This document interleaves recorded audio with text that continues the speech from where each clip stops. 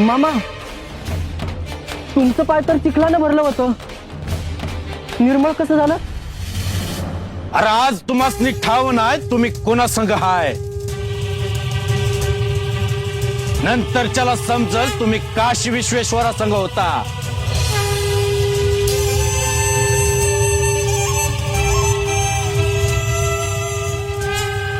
मामा, देवळात जायची गरज नाही, इथंच दर्शन झालं बघा आम्हाला.